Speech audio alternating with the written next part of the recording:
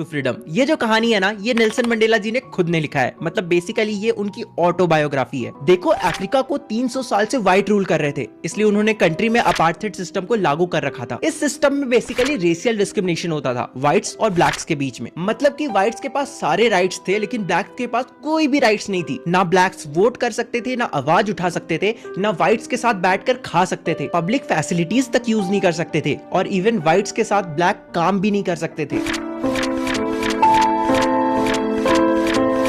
तो इसलिए हमारे जो नेल्सन मंडेला जी है ना, वो इस अपार्थाइड सिस्टम के अगेंस्ट आवाज उठाते हैं, लेकिन फिर उन्हें 27 साल के लिए जेल में डाल दिया जाता है। फिर 1994 में एक डेमोक्रेटिक इलेक्शन होता है, जिसमें अफ्रीकन नेशनल कांग्रेस मतलब ANC 400 में 252 सीट से जीत जाती है, और इस पार्टी के लीडर थे नेल्सन मंडेला जी। एंड इसके बाद नेल्सन मंडेला जी को फादर ऑफ द नेशन का टैग दिया जाता है, and he also became the first black president of Africa. And अब जो तुम कहानी या फिर तुम कह सकते हो जो कुछ भी सुनने वाले हो, वो ये सारे इवेंट के बाद की है। 10 मई 1994 अफ्रीका में एक बहुत बड़ा इनॉग्रेशन होने वाला था। 140 कंट्री के वर्ल्ड लीडर्स और पॉलिटिशियंस आए हुए थे, और वहां पे 1 लाख से भी ज्यादा व्हाइट, ब्लैक और कलर्ड पीपल कौन होते हैं? बेसिकली डस्की स्किन वाले जो पीपल होते हैं, हम जैसे जो लोग होते हैं इंडियंस, उस तरह के जितने भी लोग थे सारे आए हुए थे। सारे मिलकर सेलिब्रेट कर रहे थे। एंड इसी दिन नेल्सन मंडेला ओथ लेने वाले थे और फर्स्ट ब्लैक प्रेसिडेंट बनने वाले थे। 10 मई 1994 ये दिन बहुत ज्यादा ब्राइट और क्लियर है, और हो भी क्यों ना, ये अफ्रीकन सॉइल में अब तक की सबसे बड़ी गैदरिंग जो होने वाली है। ये सेरेमनी प्रिटोरिया के यूनियन बिल्डिंग में होने जा रहा है, जो कि एक ओपन एयर थिएटर है। मतलब बेसिकली इस जगह के ऊपर कोई छत वत नहीं है, स्टेयर्स के ऊपर भी है ना, तो ऐसा लगता है कि ये बिल्कुल एक ओपन एयर बिल्डिंग है। वैसे मैं हूँ नेल्सन मंडेला, और मेरे साथ मेरी बेटी जिनानी भी है। अच्छा, पता है सबसे पहले mister de Klerk second deputy president का शपथ लेते हैं, फिर थैबो मेल्बी फर्स्ट डिप्टी प्रेसिडेंट का, और उसके बाद आता है मेरा नंबर। मैं ओथ लेता हूँ कि मैं नेल्सन मंडेला कॉन्स्टिट्यूशन का अच्छे से पालन करूंगा, और लोगों के भलाई के लिए मैं खुद को समर्पित करता हूँ। और यहाँ आए हमारे सभी अतिथि और दुनिया के जो लोग भी मुझे देख रहे हैं, जो भी पूरी दुनिया से मुझे देख रहे हैं, उन सबका मैं स्वागत करता हूँ। आज हम सभी लोग यहाँ पे उपस्थित हुए हैं ताकि हम ऑनर कर सके अपने फ्रीडम को, और फ्रीडम को सेलिब्रेट करने के साथ साथ हम ये भी समझ सके कि हम एक बहुत बड़े ह्यूमन डिजास्टर से बाहर आए हैं, जो कि डेकेड से हमारे साथ चलते आ रहा था।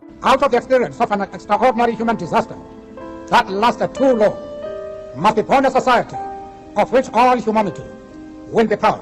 और अब हम एक ऐसा सोसाइटी बनाने वाले हैं जहां हर तरह के लोग साथ मिलकर रह सकते हैं, जहां पे किसी भी तरह का डिस्क्रिमिनेशन नहीं होगा, चाहे वो रेशियल डिस्क्रिमिनेशन हो या फिर किसी भी अलग तरह का डिस्क्रिमिनेशन। एक वक्त था जब हमारे कंट्री में अपार्थाइड सिस्टम चल रहा था, जिसके कारण दुनिया के बहुत सारे देशों ने हमसे रिश्ता तोड़ लिया था। लेकिन आज मुझे एक रेयर प्रिविलेज मिला है कि मैं अफ्रीका को पूरे दुनिया के सामने होस्ट कर पा रहा हूँ। मैं फिर से अपने सारे गेस्ट को थैंक यू बोलना चाहता हूँ। आफ्टर ऑल ये एक कॉमन विक्ट्री है। ये विक्ट्री है for justice, peace and human dignity. और आखिरकार हम वो पॉलिटिकल पावर हासिल कर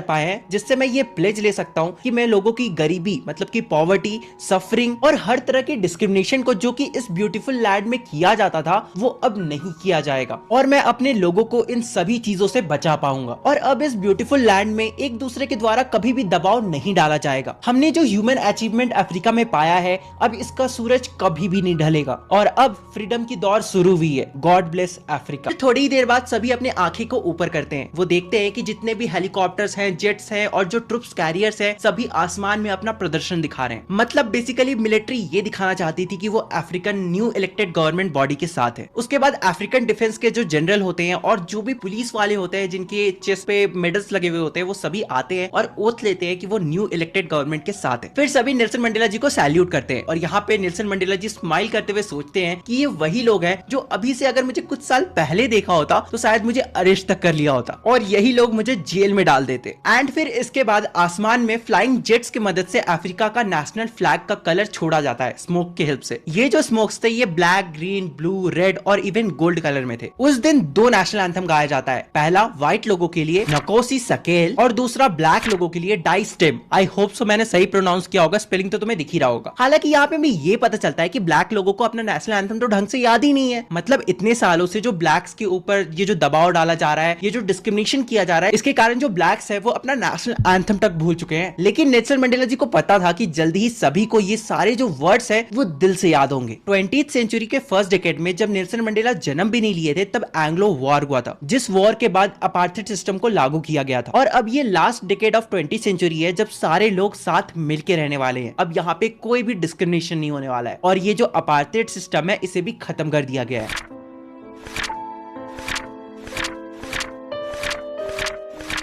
ये जो अच्छे दिन आए हैं हजारों लोगों के सैक्रिफाइस के बाद, मुझे अफसोस है कि मैं इन सारे लोगों को थैंक्स भी नहीं कह पाऊंगा। और इन पैट्रियट्स को तो ये भी नहीं पता कि इनके करेज ने और इनके सैक्रिफाइस ने हमारे देश में क्या बदलाव लाया है और इनके वजह से ही हमारा जो देश है, हमारा जो अफ्रीका है, वो अपार्थाइड सिस्टम से आजाद हो पाया है। हालांकि अपार्थाइड सिस्टम ने हमारे कंट्री में बहुत गहरा घाव छोड़ा है जो कि जल्दी रिकवर नहीं होने वाला, जल्दी नहीं भरने वाला। वैसे मुझे कुछ लोगों के बारे में पता है जिन्होंने मुझसे पहले अपार्थाइड सिस्टम के अगेंस्ट आवाज उठाया था, जैसे कि Oliver Tambo, Walter Sisulu, Chief Luthuli, Yusuf Dadoo, Bram Fischer और रॉबर्ट सुबुकावे। वैसे अफ्रीकन सॉइल के नीचे बहुत सारे मिनरल्स हैं, बहुत सारे डायमंड्स भी हैं, लेकिन इन लोगों से बड़ा हीरा शायद ही अफ्रीकन सॉइल में कभी पैदा हुआ हो। ये सभी लोग तो डायमंड से भी ज्यादा प्योर है। मैंने देखा है कुछ मेन और वुमेन को जो कि सिर्फ एक आइडिया के लिए अपने लाइफ को रिस्क में डाल लेते हैं। वो सभी अपने ऊपर सारे अटैक्स को झेल लेते हैं, सारे अटैक से लड़ लेते हैं, वो भी बिना टूटे। वैसे भी तुम सबको पता होना चाहिए कि एक साहसी इंसान वो नहीं होता है जिसे डर नहीं लगता। एक साहसी इंसान वो होता है जो डर के ऊपर जीत हासिल कर लेता है। कोई भी इंसान जब जन्म लेता है ना,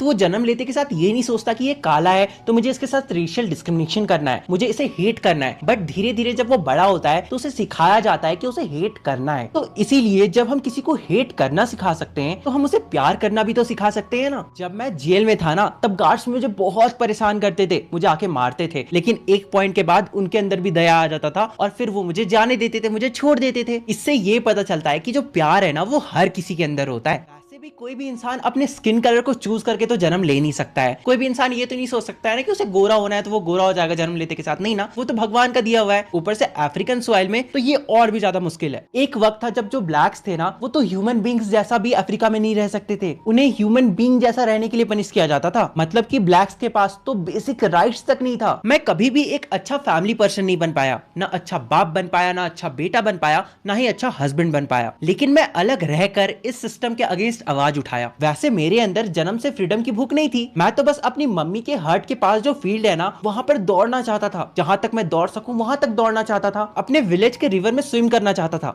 जहां तक मैं स्विम कर सकूं वहां तक स्विम करना चाहता था। खुले आसमान में, मतलब सितारों के नीचे खाना कुक करना चाहता था। बैलगाड़ी चलाना चाहता था। लेकिन धीरे धीरे जब मैं बड़ा हुआ तो मुझे समझ में आया कि ये फ्रीडम नहीं है, ये तो बस एक इल्यूजन है। फिर धीरे धीरे मैं बड़ा हुआ। उस वक्त मुझे एज अ स्टूडेंट बस अपने लिए आजादी चाहिए थी। लेकिन फिर जैसे ही मैंने आसपास देखा, मैंने लोगों को, ब्लैक लोगों को सफर करते हुए देखा, तो मुझे समझ में आया कि मुझे इनके लिए लड़ना होगा। मुझे इनकी और अपनी फ्रीडम के साथ साथ सेल्फ रिस्पेक्ट भी वापस लानी पड़ेगी, मतलब कि छीनना पड़ेगा। जल्दी ही मेरी शादी हो गई। मैं एक अच्छा हस्बैंड बनने का कोशिश किया, लेकिन जब भी मैं आसपास देखता था तो मैं देखता था कि मेरे भाई, मेरे बहन कोई भी खुश नहीं है, कोई भी आजादी नहीं है। इसलिए मैंने ANC ज्वाइन किया, अफ्रीकन नेशनल कांग्रेस, और अपार्थाइड के अगेंस्ट आवाज उठाया। लेकिन मुझे क्रिमिनल साबित कर दिया गया और मुझे जेल में डाल दिया गया। एक अच्छा लविंग हस्बैंड को अपनी वाइफ से, अपने फैमिली से दूर कर दिया गया। और उसके बाद 27 साल मैं जेल में एक मॉन्क की तरह बिताया और वहीं से अपनी लड़ाई लड़ी। उसके बाद नेल्सन मंडेला अफ्रीका के फर्स्ट ब्लैक प्रेसिडेंट बनते हैं और वो चाहते तो वो व्हाइट्स के साथ वैसा ही कर सकते थे जैसा उन्होंने ब्लैक्स के साथ किया था। लेकिन नेल्सन मंडेला को पता था कि फ्रीडम हर किसी के लिए एक होता है और वो अफ्रीका को फ्री तभी बुला सकते थे जब सभी लोग एक साथ अच्छे से रहे, मतलब कि किसी के साथ भी डिस्क्रिमिनेशन ना किया जाए। एंड इसीलिए ह्यूमैनिटी के खातिर सभी को फ्री कर दिया गया। तो यही थी कहानी नेल्सन मंडेला की और अफ्रीका की a long walk to freedom. And इस तरह से तुम सबको डराने वाला सबसे हार्ड चैप्टर तुम्हारा 10th का